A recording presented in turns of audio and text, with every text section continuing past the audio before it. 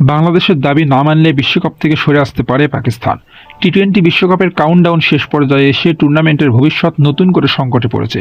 বাংলাদেশকে কেন্দ্র করে তৈরি হয়েছে অনিশ্চয়তা এখন একক কোনো ইস্যু নয়।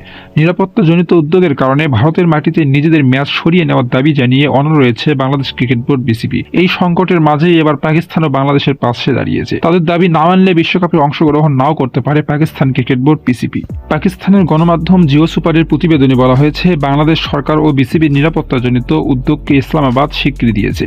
তাই বাংলাদেশের দাবি বাস্তবায়ন না হলে পাকিস্তান ও বিশ্বকাপে অংশগ্রহণ পুনর্বিবেচনা করতে পারে। এই পরিস্থিতির শুরুটা ঘটে মুস্তাফিজুর রহমানের আইপিএল থেকে বাদ পড়ার ঘটনায়।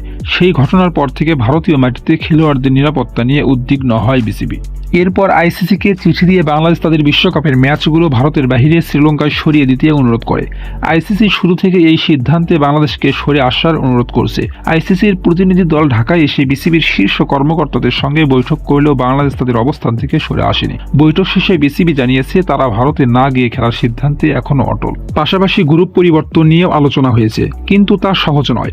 বাংলাদেশ সরকারের পক্ষ থেকে পাকিস্তান সরকারের সঙ্গে যোগাযোগের পর এই অবস্থান আরও জোরালো হয়।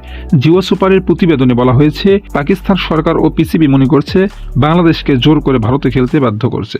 বাংলাদেশের দাবি না মানলে পাকিস্তান ও বিশ্বকাপের অংশগ্রহণের সিদ্ধান্ত পুনর্বিবেচনা করবে এবং ভারত যেন বাংলাদেশকে চাপ দিতে না পারে সেটিও তারা পর্যবেক্ষণ করবে। পাকিস্তানি গণমাধ্যমের দাবি, পিসিবির শীর্ষ পর্যায়ে এমন বার্তা দেওয়া হয়েছে যে বাংলাদেশের ম্যাচ ভারত থেকে না সরালে তারা সবাইকে চমকে দেওয়ার মতো সিদ্ধান্ত দিতে পারে। তবে আইসিসির সময় এখন খুবই সীমিত। বিশ্বকাপ শুরু হতে আর মাত্র 1 মাসেরও কম সময় বাকি।